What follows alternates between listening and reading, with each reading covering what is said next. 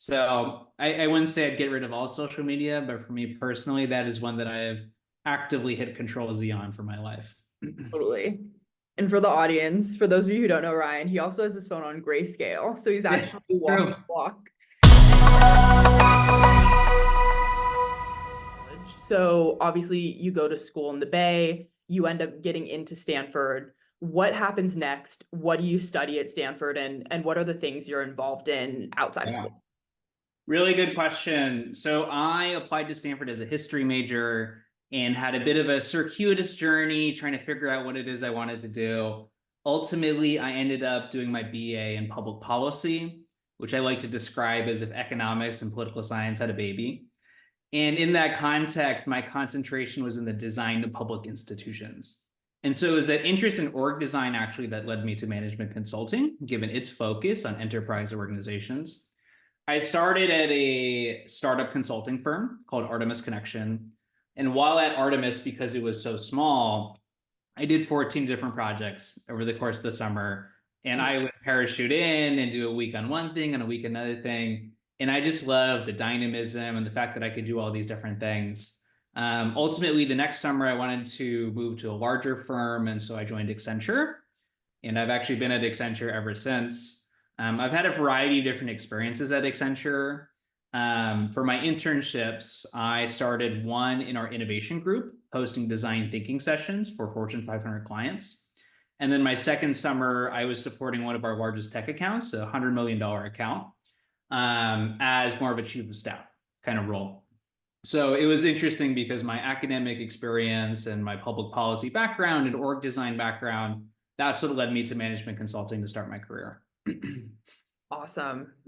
Awesome. And it's cool to hear how you took the learnings from your undergrad at Stanford and it kind of connects to all the projects you're working on today.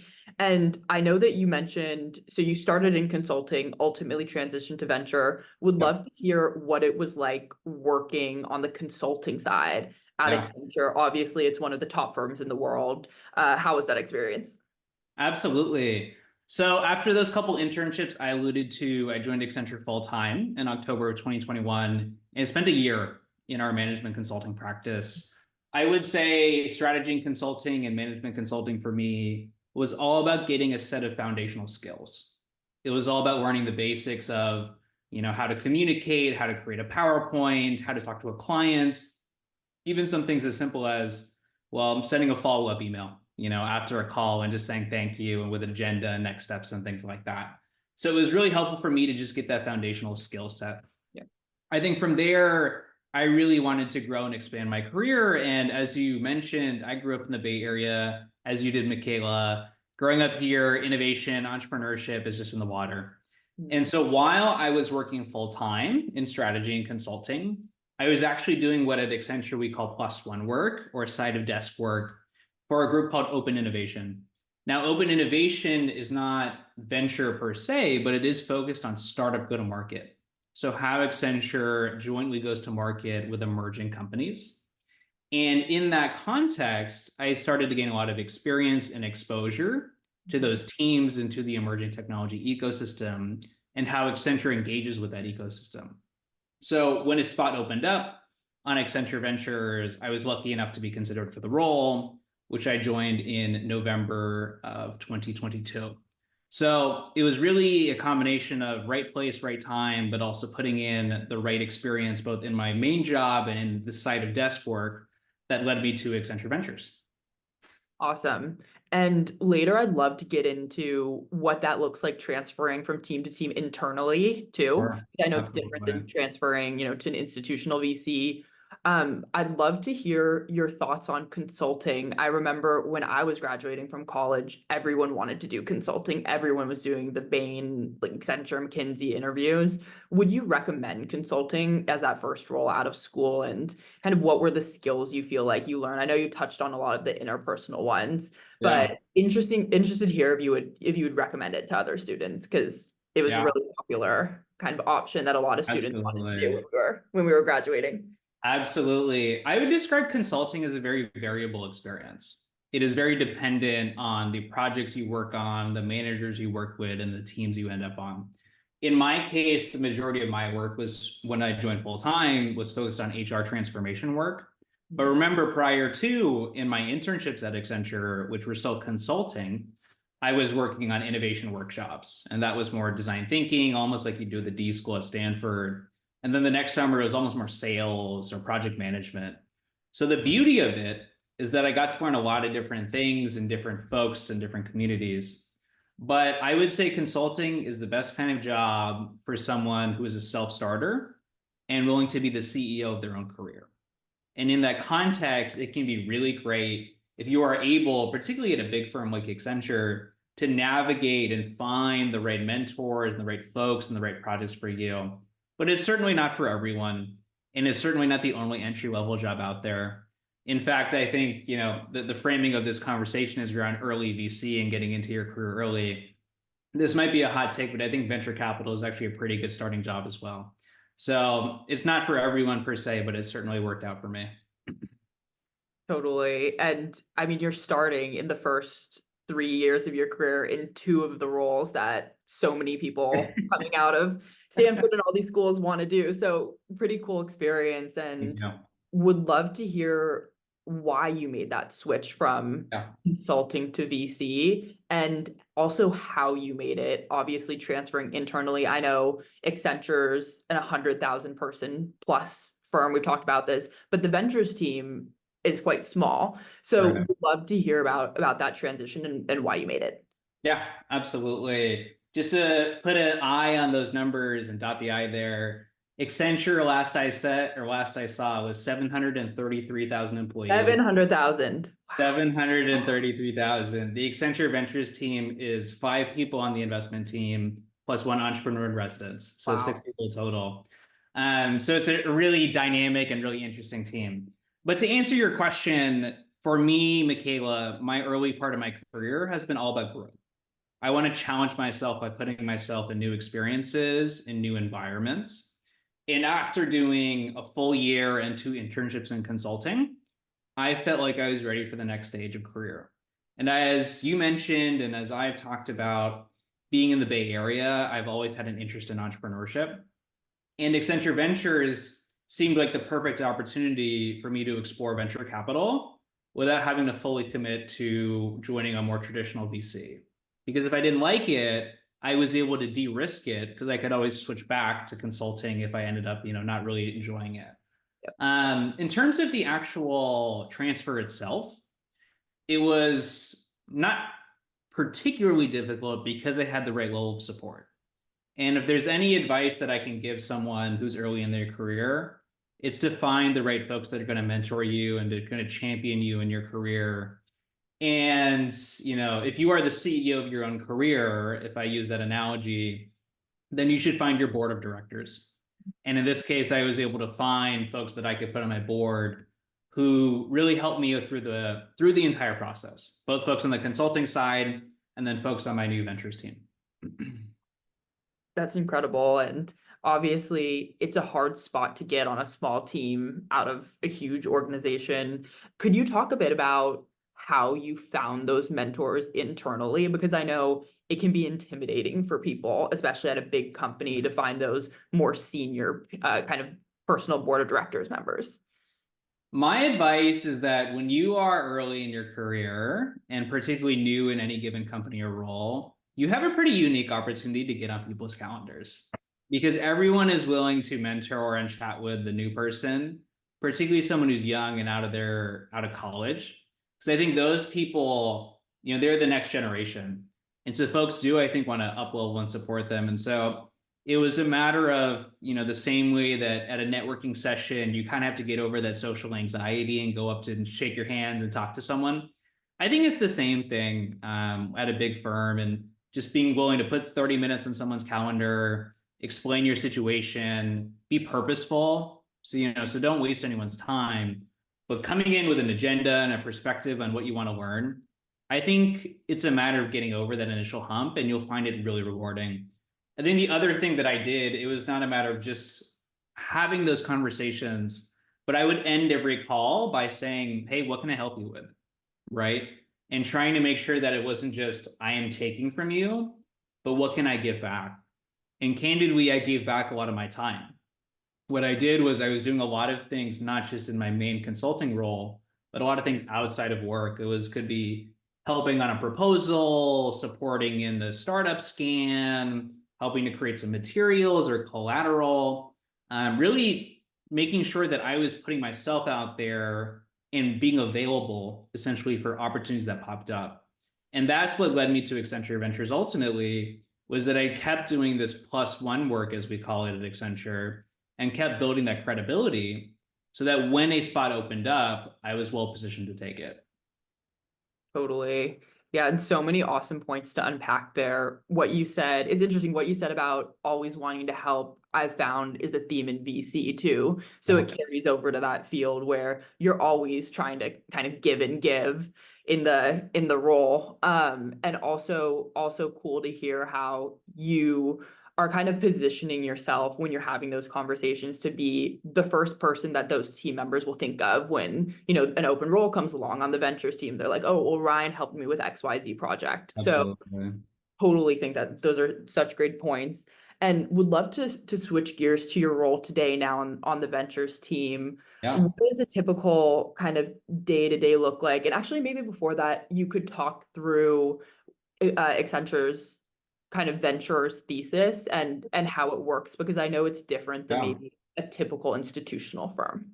It is. And I'm delighted to be able to share a little bit about it. So, Accenture Ventures, as you mentioned, is Accenture's corporate venture capital arm.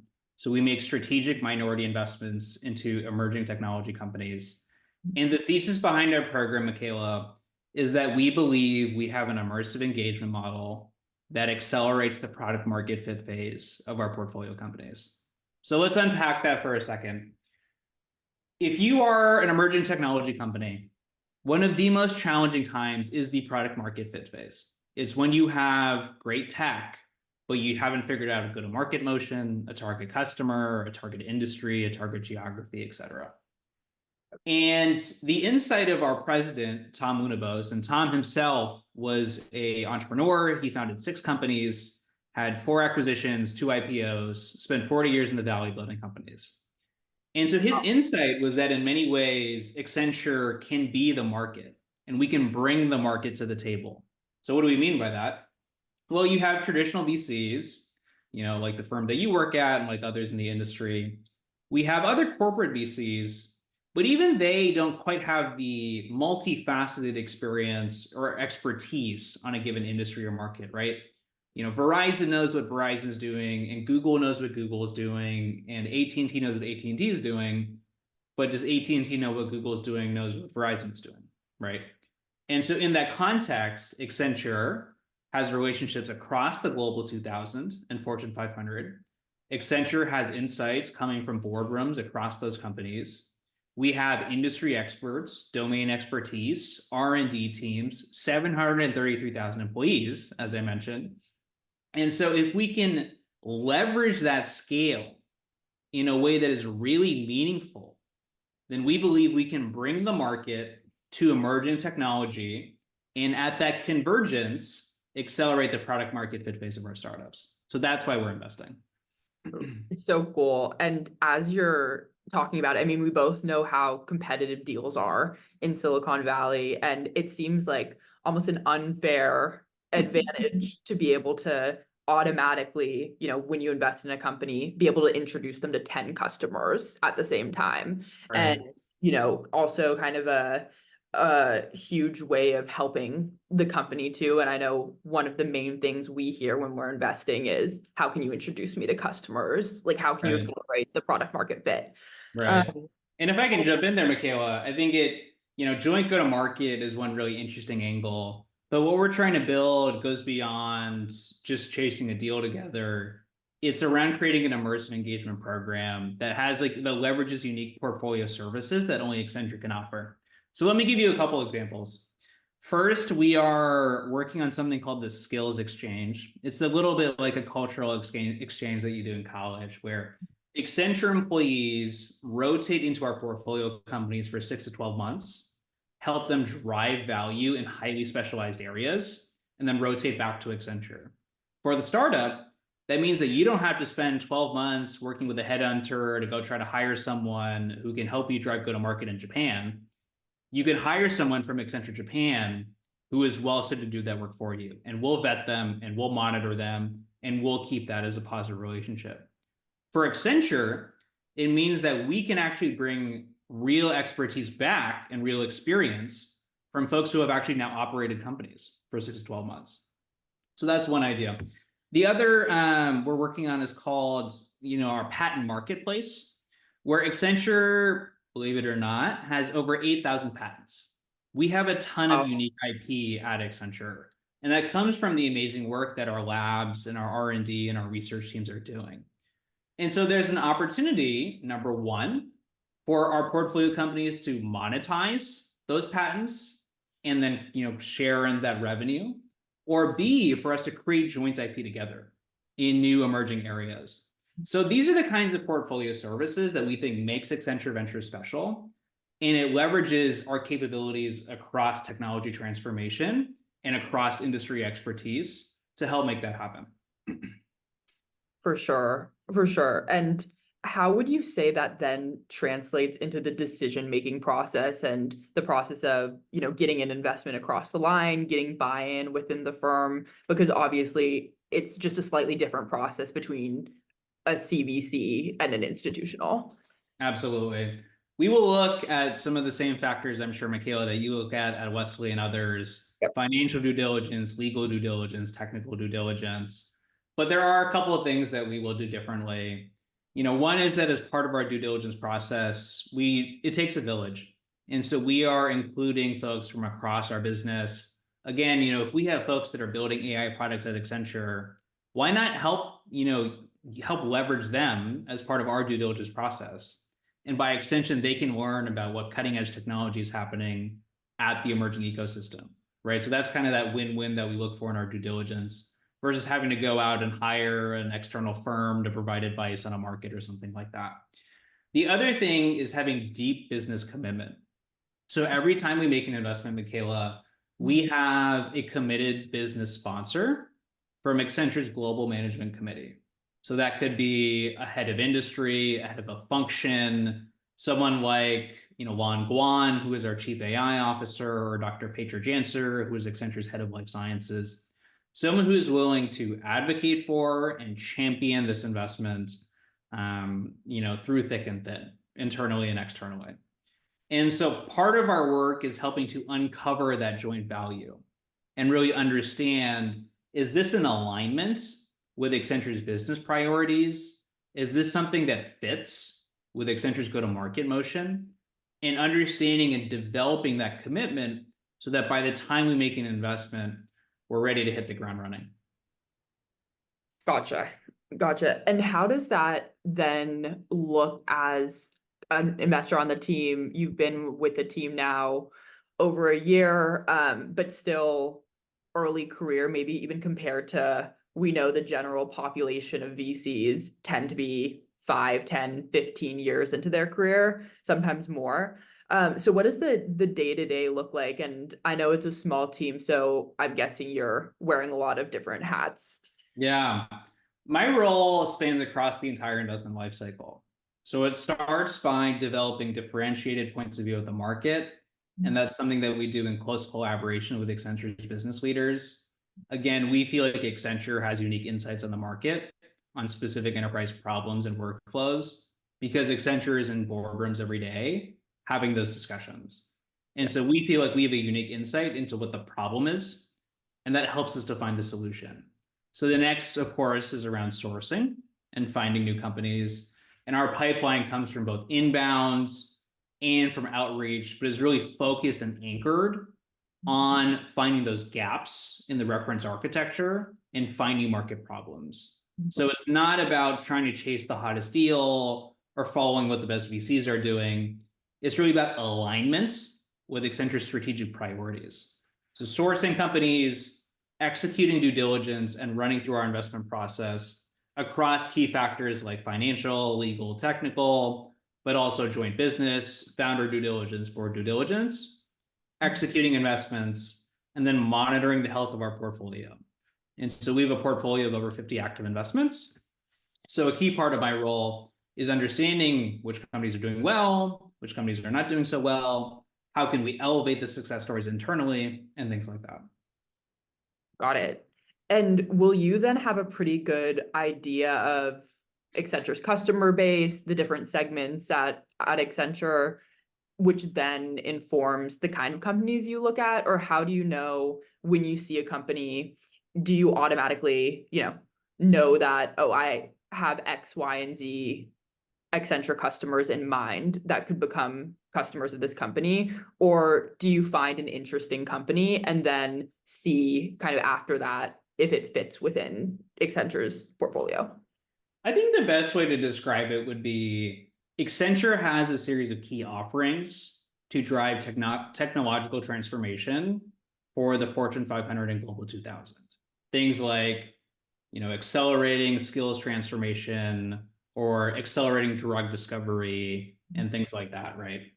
And so when we build these offerings, it takes a village, right? Innovation doesn't happen just because one party does it or the other. So part of that might be Accenture services, Accenture proprietary IP.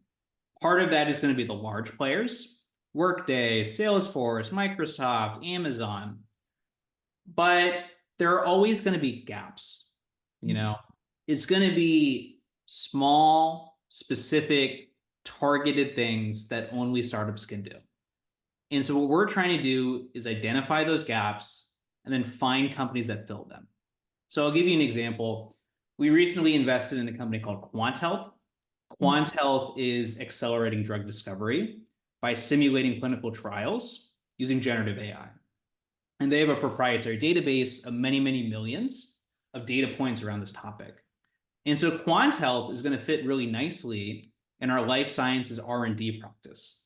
And it's going to support their offerings as we accelerate the drug discovery process, which is time consuming and expensive, and it takes billions of dollars to get drugs to market every year. So that's the kind of thing we're trying to do, Michaela, is we are looking at the bigger picture, understanding, hey, where does Accenture play? Where do our big partners play? And then where are there gaps that startups can fill? Totally. And I'd love to ask you, I know it's a hot topic now, but you were kind of one of the first people who I saw who was focused on the AI kind of data space before the OpenAI stuff, before it was the hottest thing in Silicon Valley. What kind of trends are you interested in within AI, and what made you want to focus a lot of your efforts there? Yeah, it's a really good question. It is such an exciting space to be a part of because every week and every day there is a new evolution, a new change. And my perspective is that every company is an AI company or will be an AI company. And there's just no other alternative because the other ones are going to go away. And so it has truly been an honor to lead investments into AI for Accenture Ventures. In terms of things that I am excited about, a few things come to mind, Michaela. I think we are living through a series of paradigm shifts in AI. The fun part is those are happening, it feels like every week. But I'll give you a couple that come to mind. One is around specialization and verticalization, right? We all know about GPT-4 and Llama 2 and Claude 3, which just came out this week. But increasingly, clients are looking for problems and models that solve specific problems. So these could be small language models. These could be new model architecture, things like liquid neural networks that are really disruptive and changing the way we think about architectures versus the transformer architecture. This could be fine-tuning and reinforcement learning, specifically focused on bringing the enterprise's context into the problem, things like retrieval augmented generation. So that's one thing that we're seeing: specialization, verticalization. It has to solve a business problem. It's not enough to just be illustrative. It really has to be actionable. The other thing that stands out is around the cost and the performance associated with generative AI, because what we want to drive at Accenture is not just enterprises trying AI, POCs, we're trying to drive enterprise adoption. So Accenture, for instance, recently unveiled our model switchboard offering, where as part of that, clients won't have to pick just one model because there's so many different models out there, 350,000 AI models on Hugging Face alone. So you don't have to just pick a model. Now the model switchboard will allow you to actively adapt to any specific model you want. So rather than having to pick one, the model switchboard will route your query to the right model for the right task automatically without you having to think about it. And so we're looking at startups that are helping to being embedded into our model switchboard offering through LLM routing, automatically routing queries to the right models.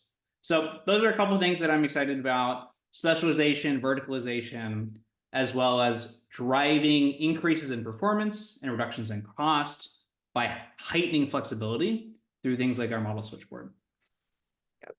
And I love what you mentioned kind of earlier in this conversation with Accenture being in the boardroom of so many of those big companies and seeing this firsthand. And then you being on the innovation side of things, kind of being able to pair both of those things. You know, what are the executives asking for? What are the companies asking for? And then what are we seeing on the ground? And how do we match kind of those two interests? I am curious to know, so you mentioned this model switchboard offering. Is that something that Accenture builds internally? Do you partner with a startup? What's the kind of development process of those tools, if you can share? Yeah, absolutely. It takes a village, and if there's one theme from our conversation is that innovation doesn't happen just because one person does it. And in our case, we want to help with the assembly. We want to help stitch the pieces together, but it's going to take working with the cloud providers and working with startups to help make that happen. So we are actively looking at companies like Martian AI. Martian is an LLM routing company, and we believe that their technology and technologies like it in LLM routing are going to be instrumental as we build out our model switchboard. But certainly, it is going to take a combination of Accenture, our large partners, and the emerging technology community to help really drive transformation in AI, in generative AI, moving from POC and trials to actual scaling of generative AI. And this is true across every technology, across the board. Yep. Is there anything in the AI space that worries you or scares you for the future? Because obviously you're seeing all of these innovations. We're seeing robots, humanoid robots. We're seeing, cybersecurity applications. Is there anything that stands out to you there, something we should be concerned about? Or do you feel like we have those safeguards where you're not as concerned? It's a really important question. Accenture did a survey around generative AI and thoughts around AI among C-suites. We found that 90+% of C-suites are actively engaging in AI. They're thinking about it. They think it's going to be critically important for their business. But only 6% of them felt like they had a true responsible AI structure in place. So that is an enormous gap that we are actively at Accenture working to address. Every AI project should be a responsible AI project. Every company should be a responsible AI company.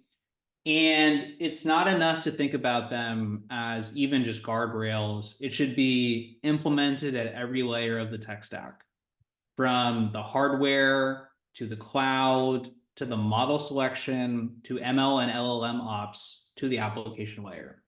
And so it's something that we're certainly thinking very critically about, something that I personally am very passionate about.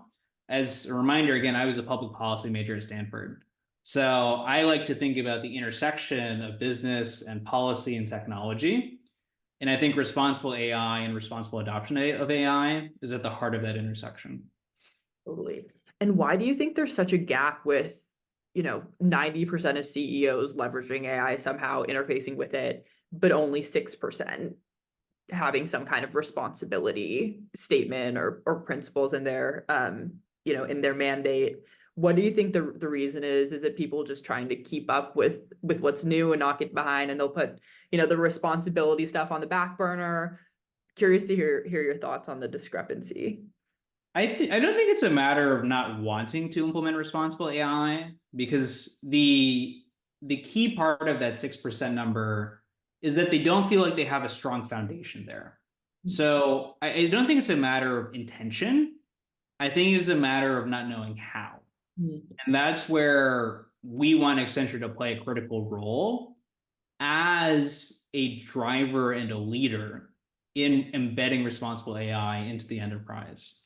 So, you can think about everything from model observability and, protecting against things like model injection and model drifts, the cybersecurity element as well, the really interesting work and research that's happening around constitutional AI that companies like Anthropic are driving. So again, across the board from the top to the bottom of the tech stack, there's enormous opportunity and necessity to drive responsible AI as part of AI adoption. Absolutely. Absolutely. And I totally agree when I hear CEOs talking about AI adoption, it's more of we want to do the right thing, but how do we do this? We're still figuring out how the technologies we're implementing work. So Exactly. totally makes sense. And also curious to hear your thoughts on the job front. I know we're going deep into AI, That was but great. curious to hear your thoughts on the job replacement front. Do you feel like in all the companies you work with, you're seeing those jobs being replaced already? Do you feel like AI is enhancing more of the jobs across your portfolio? What have you kind of seen in that space?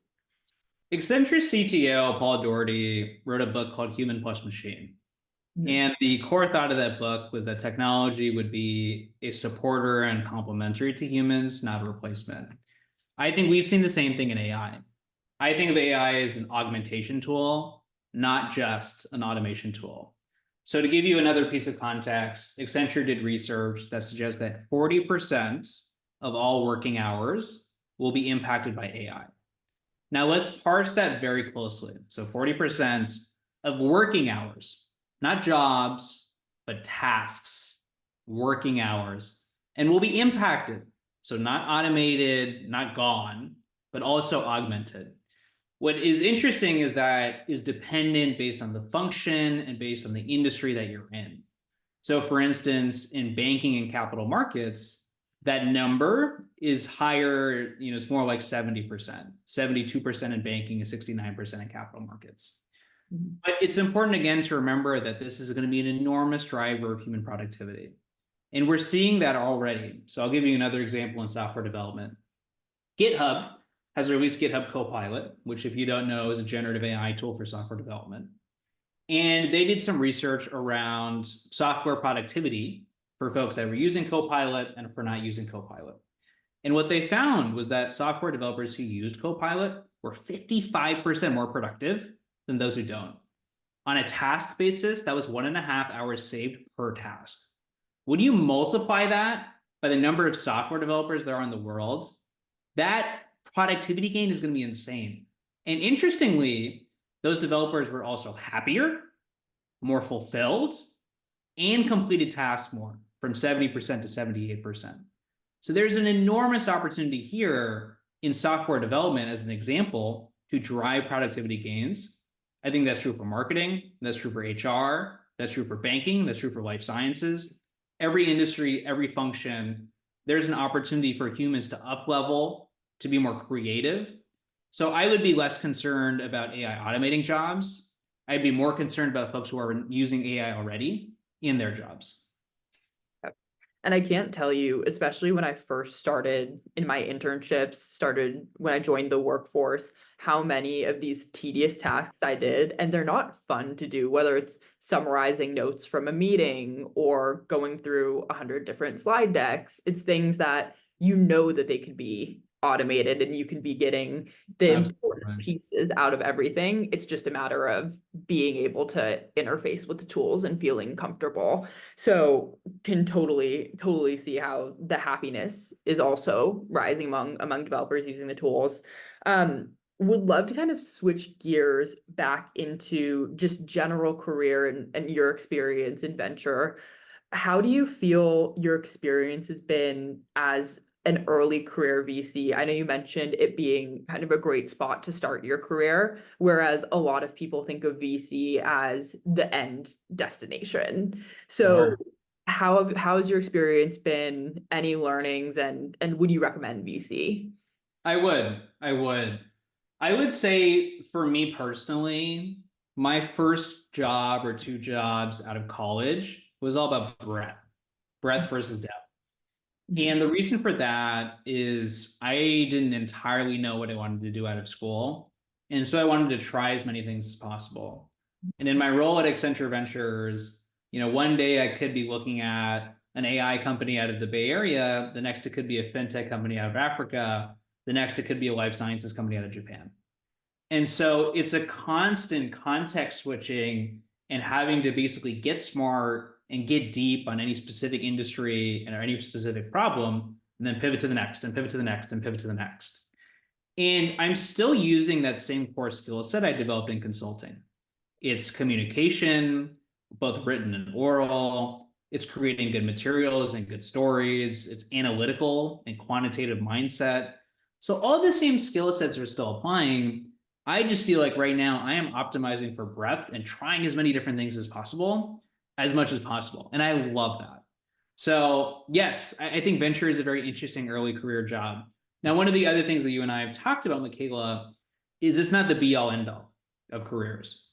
Right. And so, my perspective is at some point in my life, I'd love to get some operating experience, as an example, to have more empathy for what it's like to be a founder, to be a leader, go to market, to own a marketing campaign, and things like that. So it's not for everyone, nor do I think I'm going to spend the next 50 years in venture capital. I think I'm going to continue to optimize for breadth.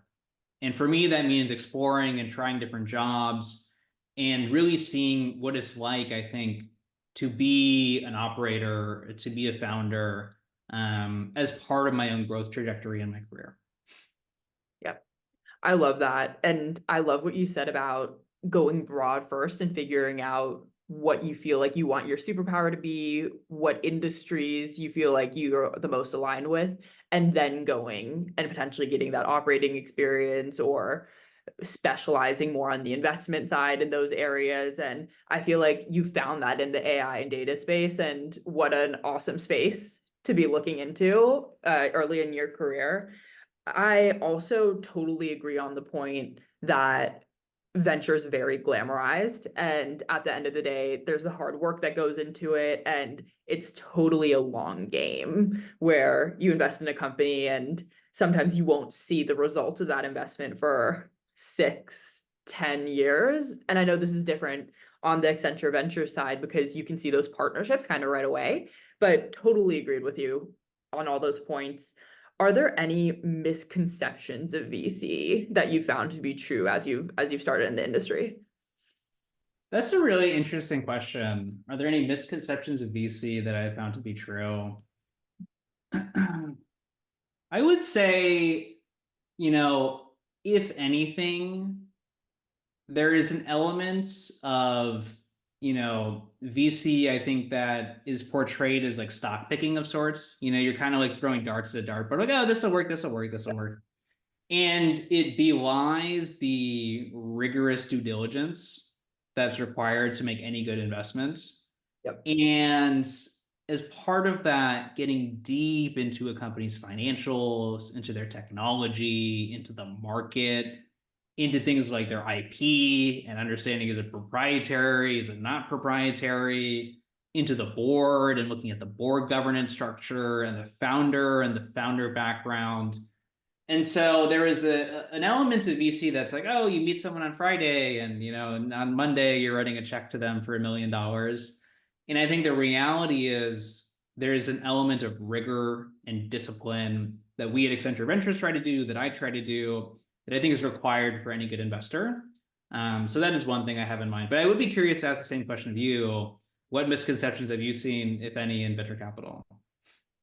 For sure. Yeah, I would definitely say first how glamorized it is. I think when you grow up in the Bay Area the way we did, it seems like venture capital is the kind of ideal like mecca of being in Silicon Valley. And exactly like you said, it's not shown how much diligence, how much market research actually goes into it. So it's not necessarily just this easy job where you're meeting with founders, and if you like the team and like the product, you just throw $2 million at them and then you like Right. go on with your life.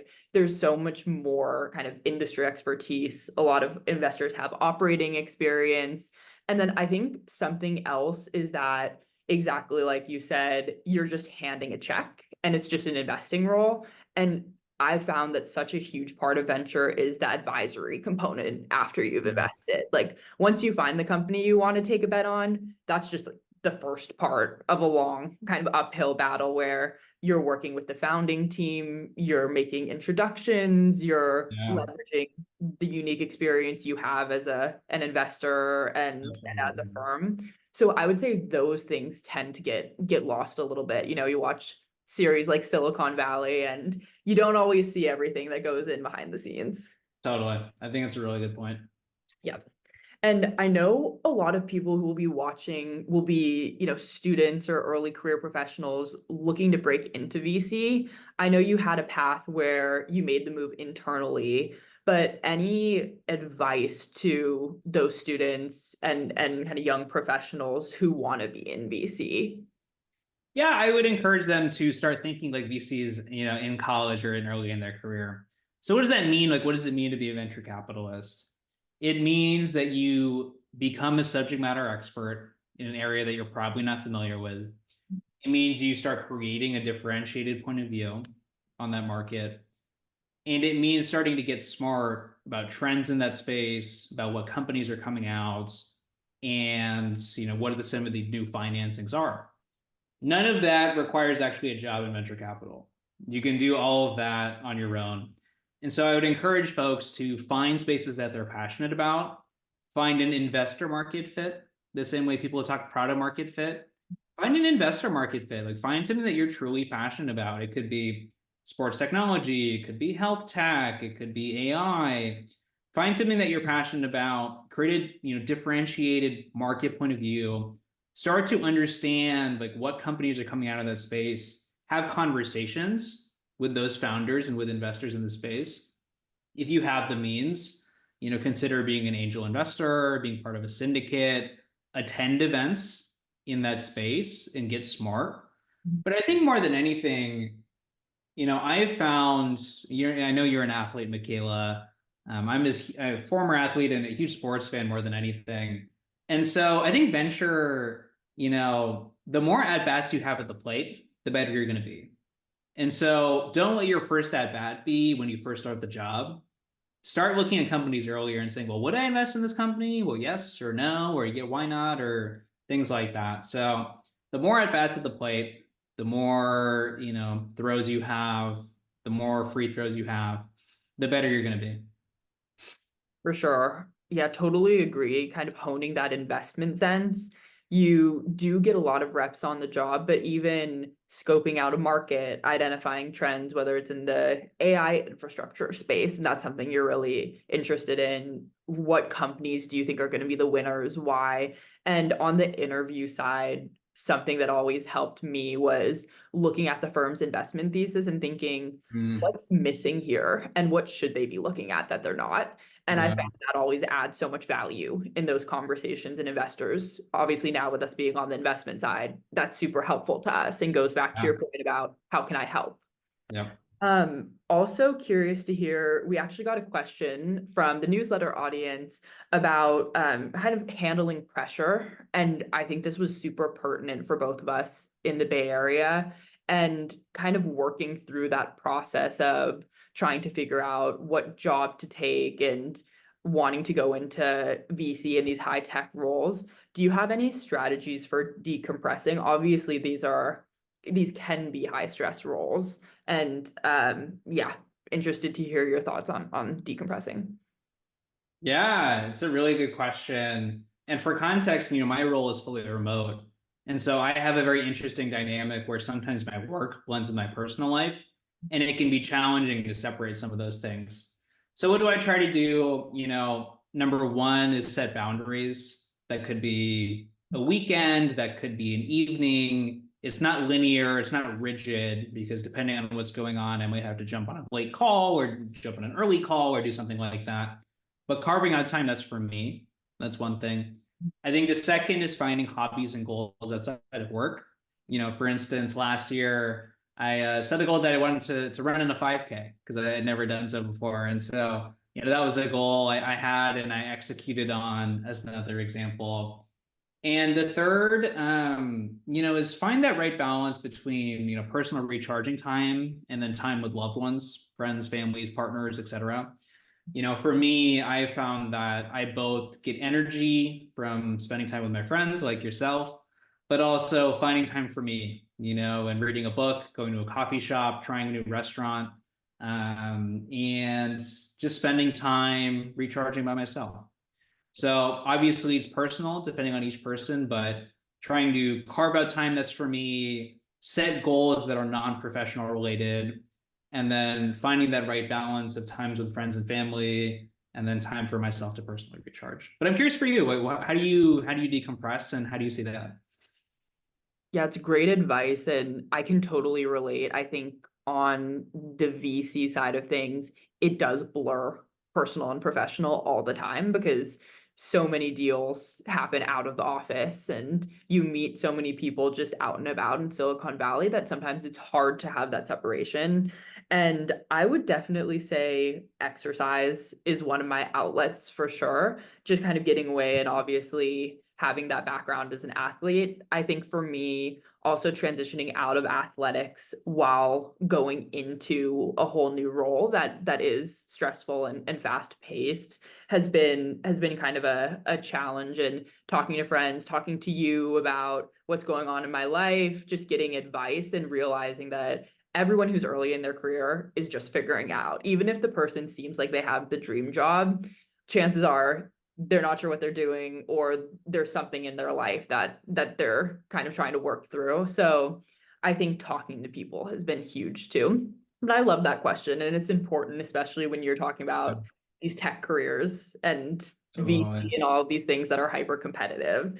Absolutely. Also a couple of final questions. We got one fun question Okay. from the audience, which is, if you could go back in time and undo any invention, which one would you fix Mm, and why? And I'm sure yes. you see so much frontier tech, and uh, Yes. I know you have a lot of thoughts on tech in That general. was it's such an interesting question. I love this when I saw this one come in. I think the boring answer is I think every technology has its pros and cons. And candidly, we spend more time blaming the technology than we do the user. Mhm. So I think there's an element of personal responsibility that we should consider. But if Love I that. had to pick one and more directly answer the question, for me personally, it would be social media. Yeah. And social media, of course, has its positives in terms of connecting with people, about learning about the world, about finding community and things like that. But for me personally, I have found social media to that point about decompression Mhm. to cause feelings of stress, of anxiety, of jealousy, of FOMO, and why am I not doing this? And how come my friend is at the beach in Mexico and I'm working and it's 9 p.m. So personally, what I've done, for instance, is I've deleted all apps of social media off my phone. And that has allowed me to better unplug and decompress and stop worrying about some of those things. So I wouldn't say I'd get rid of all social media, but for me personally, that is one that I have actively hit Control Z on for my life. Totally. And for the audience, for those of you who don't know Ryan, he also has his phone on grayscale. So he's Yeah, actually walking true. the walk. And yeah, very much agreed on that. And there's a lot of, business related social media content. It's impossible not to compare yourself. And I think it's no coincidence that our generation is having so many challenges with loneliness and depression. And yeah, couldn't agree more on that point. And finally, last question for you is, do you have any just general career advice? Maybe, if you could look back 3, 5 years ago and talk to younger Ryan, any advice for young professionals who are just starting out their career, whether for VC or just in general? Yeah, really good question. Let me direct one for the current college students and then one for folks who are just entering the workforce. For current college students, I think one thing that I did not think about and I should have was taking advantage of internships to like try things you would never do before. And in my case, as I illustrated, I had a very linear path. It was a consulting internship my freshman year, a consulting internship my sophomore year, a consulting internship my junior year, and then guess what? I started consulting my after I graduated. And I wish that I had done a service trip, traveled, done something truly out of the box, and taken advantage of my university's resources in a way that I can't now that I'm an adult. So that would be one. Do something nonlinear when you are a college student. And actually, it's a similar advice for when you get to your first job about nonlinearity, because I don't think careers are linear.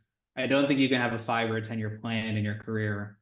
But what I would encourage you to do, even if you take one of these quote unquote more traditional jobs in tech and venture capital, is to find the pieces of the job that you really love, the aspects that you really love, and then maximize those. So I'll give you an example.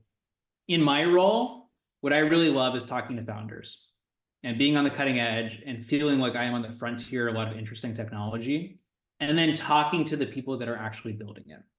So what I try to do in my role is to work with, identify, and have conversations with the best founders. And that stemmed from I figured out pretty quickly that my favorite part of consulting was client engagement. And so client engagement is not the same thing as startup founders, but the same skills, the same energy is there. And so find the things that you are truly passionate about or that gives you energy or fills your cup. And then find ways to translate that or optimize that throughout your career.